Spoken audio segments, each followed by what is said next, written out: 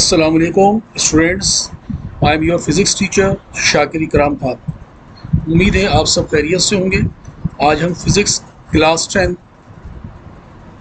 और चैप्टर जो है चैप्टर नंबर 10 इसको हम स्टडी करेंगे। चैप्टर का नाम है जनरल वेव प्रॉपर्टीज़ और इसमें जो टॉपिक्स हैं जो हम स्टडी करेंगे वो है वेव्स, टाइप्स ऑफ वेव। आगे हम स्टार्ट करते हैं। वेव्स, सबसे पहले हम वेव की डेफिनेशन देखेंगे कि व्हाट इज़ वेव, वेव होती क्या है। इसकी डेफिनेशन कुछ इस तरह से है, आ फिनोमिना इन विच एनर्जी और disturbance is transferred from one point two another is called wave.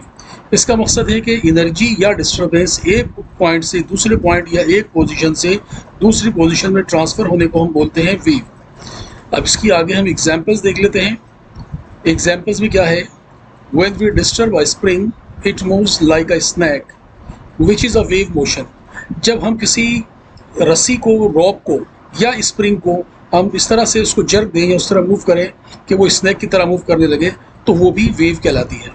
ठीक है, अब इसमें ये आप देख रहे हैं एग्जाम्पल्स। दूसरे एग्जाम्पल्स हम इसमें देख लेते हैं। सर्कुलर रिंग्स और ripples are formed on the surface of water, it is wave motion. यानी कि रिपल्स जो आपको सेकंड एग्जाम्पल में नज़र आ रहा है ये भी वेव मोशन है, और फर्स्ट एग्जाम्पल में ये रस्सी जो है आपको मूव होते हुए नज़र आ रही है अप एंड डाउन। अब इसके अंदर आप ये देख सकते हैं कि इसके particle up and down move कर रहे हैं और ये ट्रांसवर्स वेव है।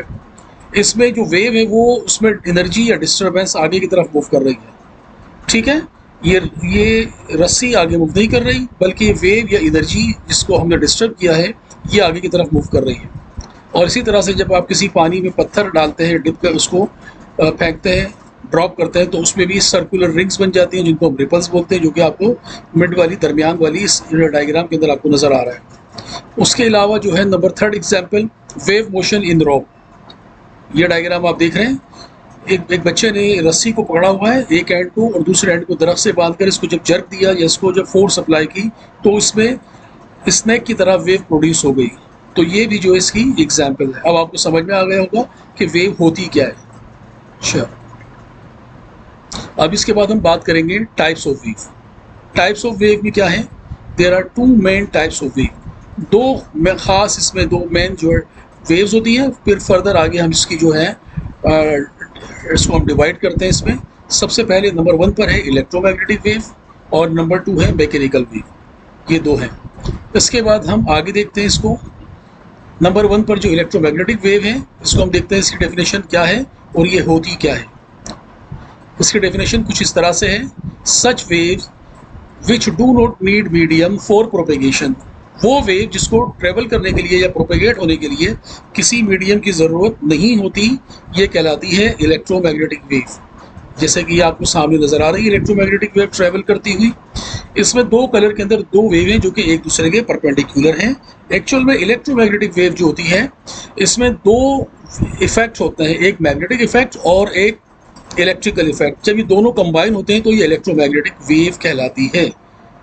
इसको ट्रेवल करने के लिए किसी भी मीडियम की ज़रूरत नहीं होती और ये विदाउट मीडियम वैक्यूम से भी पास हो जाती है, ट्रेवल कर सकती है।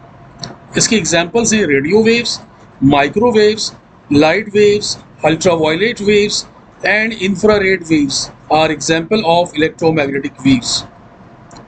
इसके बाद हम देखेंगे मैकेनिकल वेव। मैकेनिकल वेव की डेफिनेशन कुछ इस तरह से है, such wave which needs a medium for propagation are called mechanical wave. यानी कि वो तमाम वेव जिनको ट्रैवल करने के लिए किसी मीडियम की ज़रूरत होती है और without medium they can not travel from one position to another, they are called mechanical wave. इसके एग्जाम्पल्स हम देख सकते हैं। अभी एग्जाम्पल्स में है एयर वेव्स, हवा में जो वेव प्रोड्यूस होती है वो भी इसके एग्जाम्पल्स हैं। ये आपको नज़र आ रहा है, इसमें एयर पार्टिकल्स मूव कर रहे हैं। जो डार्क रीजन है वो डिस्टर्बेंस या एनर्जी है या वेव है, ट्रैवल कर रही है, और जो लाइट पार्टिकल्स आपको नज़र आ रहे हैं ये एयर पार्टिकल्स हैं, एयर मॉलिक्यूल्स हैं। इसके बाद साउंड वेव। साउंड वेव भी सेम इसी तरह से यही साउंड वेव ट्रैवल कर रही है। और इसकी साउंड वेव में आप ये भी देख सकते हैं इस डायग्राम के अंदर, स्पीकर से वेव ट्रेवल कर रही है। तो जहाँ पर डार्क रीजन है ये कंप्रेशन कहलाएगा और जहाँ पर स्पेस दिया हुआ है ये इसका रेयरफेक्शन या एक्सपेंशन कहलाएगा। इसके अलावा वाटर वेव भी मैकेनिकल वेव होती है, जैसा कि आप इसमें देख रहे हैं। ये रिपल्स या सर्कुलर रिंग्स बने हैं इसके अंदर। ये वाटर वेव, ये भी इसकी एग्जांपल है मैकेनिकल वेव की। तो इससे हमें ये बात पता चलती है कि लॉन्गिट्यूडनल और ट्रांसवर्स दोनों टाइप्स की वेव हो सकती है मैकेनिकल वेव के अंदर। आगे हम देखते हैं इसमें टाइप्स ऑफ मैकेनिकल वेव। इसके बाद मैकेनिकल वेव की फर्दर हम टाइप्स देखेंगे। इसमें नंबर 1 टाइप है ट्रांसवर्स वेव। चलिए देखते हैं इसके अंदर कि ट्रांसवर्स वेव क्या होती है। सबसे पहले इसकी डेफिनेशन हम देखते हैं। Such waves which particles of the medium move perpendicularly to the direction of propagation of wave is called transverse wave. It consist of crest and trough. इसका मकसद क्या है? ऐसी वेव जिसमें वेव पार्टिकल्स की डायरेक्शन और वेव की direction एक दूसरे के परपेंडिकुलर होती हैं और इसमें क्रस्ट और ट्रफ होता है, तो इसको हम बोलते हैं ट्रांसवर्स वेव। अब इसकी आगे एग्जाम्पल देखते हैं ताकि और आपको समझ में आ जाए। एग्जाम्पल में है water wave, radio wave, light wave, ये इसकी एग्जाम्पल्स हैं। इसके बाद इसमें क्रस्ट क्या है? क्रस्ट हम देखते हैं। The upper part of transverse wave above the mean position is called crust। ये एक वेव आपको नज़र आ रही है, वेव ट्रेवल कर रही है, ट्रांसवर्स वेव है। इसमें ब्लैक कलर की एक एरो दिया हुआ है जो मीन लाइंस शो कर रही है दरमियान में वेव के, ये मीन पोजीशन कहलाती है। इसके बाद इसमें क्रस्ट, ऊपर की तरफ क्रस्ट है जो हाफ वेव है। Above the mean position upper part जो इसका वो क्रस्ट कहलाएगा। और जो इसमें जो ट्रफ है वो ट्रफ जो है वो इसका यहाँ पर आपको नज़र आ रहा है, ये ट्रफ जो है इसकी लोअर पोजीशन जो है, ये लोअर पार्ट, ये ट्रफ कहलाएगा। और इन दोनों के दरमियान, दो ट्रफ या दो क्रस्ट के दरमियान जो है ये वेवलेंथ कहलाएगा। अब ट्रफ को डेफिनेशन हम देख लेते हैं। The lower part of transverse wave below the mean position is called trough. ये ट्रफ आप देख लें, ये ट्रफ जो ये कहलाता है, ये वाला पोर्शन ट्रफ लिखा हुआ है ये। अच्छा, ये आपको समझ में आ गया होगा कि क्रस्ट क्या है। Upper part of transverse wave above the mean position, ये क्रस्ट हो जाएगा। और इसको फिर भी रिपीट कर रहा हूँ, ट्रफ क्या होगा? Lower part of transverse wave below the mean position, ये आप कहलाएगा ट्रफ।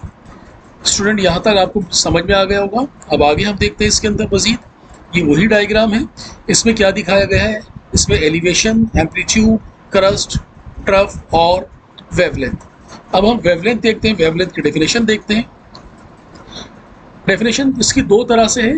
नंबर 1 कुछ इस तरह से, the length of one complete wave is called wavelength. इसका मकसद क्या है कि ये जो कंप्लीट जो वेव है, इस कंप्लीट वेव यहाँ से लेकर यहाँ तक जो कंप्लीट वेव है, इन दोनों के दरमियान का जो डिस्टेंस है, ये कंप्लीट वेव, ये वेवलेंथ कहलाएगा। और इसके बाद दूसरी इसकी डेफिनेशन देख लेते हैं। The distance between two consecutive crust और ट्रफ इज कॉल्ड वेवलेंथ। यानी कि इन दोनों के दरमियान का जो फासला है, क्रस्ट और ट्रफ के दरमियान का फासला, ये वेवलेंथ कहलाएगा। It is denoted by lambda. ये लैम्डा इसका सिंबल भी बना हुआ है जो आपको नज़र आ रहा है। ये सिंबल जो है इसका, ये लैम्डा है। इसकी स्पेलिंग है ये लैम्डा। लैम्डा से इसको रिप्रेजेंट या इसको डिनोट किया जाता है। Its unit is metre in SI system. SI system में इसका जो यूनिट है वो मीटर कहलाता है। इसके बाद आप देखेंगे एम्पलीट्यूड। एम्पलीट्यूड क्या होता है? एम्पलीट्यूड में आपको बता दूं, मीन पोजीशन से यहाँ मैक्सिमम हाइट जो है, यहाँ से यहाँ तक, या लोअर इसमें भी देख सकते हैं आप, ट्रफ के अंदर मीन पोजीशन से नीचे मैक्सिमम पॉइंट तक, ये एम्पलीट्यूड कहलाएगा। जैसे कि यहाँ पर ये लिखा हुआ है एम्पलीट्यूड। अब इसका डेफिनेशन देख लेते हैं। The maximum distance covered by the vibrating body from its mean position is called amplitude. ये एम्पलीट्यूड कहलाएगा। It is denoted by x naught. Its unit is meter in SI system. इसका जो इसको रिप्रेजेंट करते हैं वो x नॉट से करते हैं, और इसकी जो यूनिट है वो इसकी भैया इसको जो मेजरमेंट किया जाता है वो मीटर में ही मेजरमेंट किया जाता है। तो आपको स्टूडेंट ये बात समझ में आ गई होगी कि एम्पलीट्यूड क्या होता है। ओके स्टूडेंट, अब इसके बाद लॉन्गिट्यूडल वेव जो है, हम इसको देखते हैं कि लॉन्गिट्यूडल वेव क्या होती है। पहले इसकी डेफिनेशन आप देख लेते हैं। Longitudinal wave, such wave which particles of the medium moves in the direction of propagation of wave are called longitudinal wave. It consist of compression and rarefaction और एक्सपेंशन। यानी कि ये वो वेव होती है जिसकी वेव पार्टिकल्स की direction और वेव की डायरेक्शन एक ही होती है, और इसमें रेयरफेक्शन और एक्सपेंशन या कंप्रेशन भी होता है इसके अंदर। ठीक है, इसके बाद हम इसकी एग्जांपल्स देख लेते हैं। एग्जांपल में क्या है, साउंड वेव, जिससे पहले भी आप देख चुके हो। ये साउंड वेव डायग्राम से आपको पता चल रहा है, स्पीकर है और एक साइड पर कान है। तो जब ये वेव ट्रेवल करती है तो इसमें मीडियम जो है वो एयर होता है, और एयर मॉलिक्यूल्स डिस्टर्ब होते हैं तो वेव या एनर्जी ट्रांसफ़र होती है, यानी कि हमारी साउंड ट्रांसफ़र होती है। इसके एग्जाम्पल के अंदर आप ये देख सकते हैं, ये साउंड वेव ट्रेवल हो रही है। और इसके बाद है वेव इन द स्प्रिंग। ये आप देख रहे हैं, स्प्रिंग में जब वेव प्रोड्यूस होती है तो ये भी लॉन्गिट्यूडल वेव कहलाती है, और ये वेव आगे, इसको हमने आगे मूव किया तो वेव आगे ट्रेवल हो रही है, यानी कि एनर्जी शिफ्ट हो रही है, एनर्जी ट्रांसपोर्ट हो रही है। इससे आपको और मज़ीद समझ में आ गया होगा कि लॉन्गिट्यूडल वेव क्या होती है। अब इसमें जो पार्टिकल्स हैं वो आगे मूव कर रहे हैं और वेव की डायरेक्शन भी उसी डायरेक्शन में है। दोनों एनिमेशन से आपको ये बात और ज़्यादा अच्छे से समझ में आ गई होगी। अब इसको आप देख लें, ये बिल्कुल सेम उसी तरह की है नीचे वाली पिक्चर, उससे आपको और क्लियर हो गया होगा कि इसमें वो पोर्शन जहाँ पर ये कंप्रेशन लिखा हुआ है, यहाँ पर इसके लूप्स जो है करीब करीब हैं, और जहाँ रेयरफेक्शन या एक्सपेंशन भी कह सकते हैं इसको, ये दूर दूर होता है, इसको हम रेयरफेक्शन बोलते हैं। यहाँ तक समझ में आ गई होगी बात। इसके बाद आगे हम देखते हैं स्टूडेंट्स, अब हम देखते हैं कि कंप्रेशन क्या है और उसकी डेफिनेशन क्या है। ये डायग्राम अगेन आपको दिखाई जा रही है। The portion of the wave in which particles of the medium are close to each other is called compression। यानी कि जो क्लोज हो जाते हैं पार्टिकल्स, जिसके लूप्स करीब में, ये क्या है, कंप्रेशन है। रेयरफेक्शन या एक्सपेंशन एक ही बात है। इसकी डेफिनेशन हम देख लेते हैं कि ये क्या है। ये एग्जाम्पल से भी आपको फिर समझ में आ रहा होगा, एनर्जी ट्रांसफर हो रही है।